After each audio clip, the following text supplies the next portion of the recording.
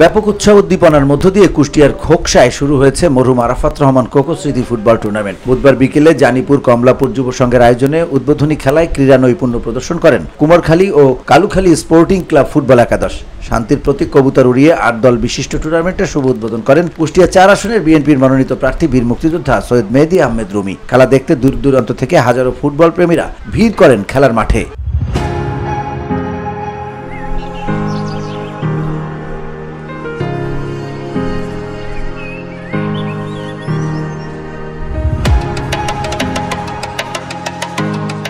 খোকসা পৌর যুব বিএনপির যুগ্ম আহ্বায়ক মোহাম্মদ রিপন হোসেনের সভাপতিত্বে প্রধান অতিথি হিসেবে উপস্থিত ছিলেন কুষ্টিয়া ৪ আসনের বিএনপি মনোনীত প্রার্থী সৈয়দ মেহেদী আহমেদ রুমি। তিনি বলেন, খেলার মানোন্নয়নে খোকসায় মিনি আধুনিক স্টেডিয়াম নির্মাণ করার পাশাপাশি কুষ্টিয়া শহীদ আবরার ফাহাদ স্টেডিয়ামকে আন্তর্জাতিক মানের নির্মাণ করা হবে।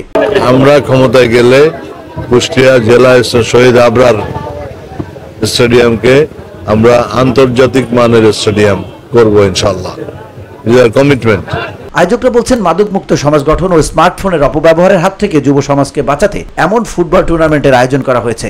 সকলের সহযোগিতা পেলে ভবিষ্যতে ফুটবল, ক্রিকেট সহ বিভিন্ন টুর্নামেন্টের আয়োজন করার আশ্বাস দেন তারা। এখানে খেলার মান উন্নয়নের জন্য এবং খেলোয়াড়দেরকে সাহায্য সহযোগিতা করার জন্য আমি যদি নির্বাচিত হই এবং আমাদের সরকার আসে, এখানে মিনি স্টেডিয়াম করে দেবো ইনশাআল্লাহ। VOD Bangla news desk.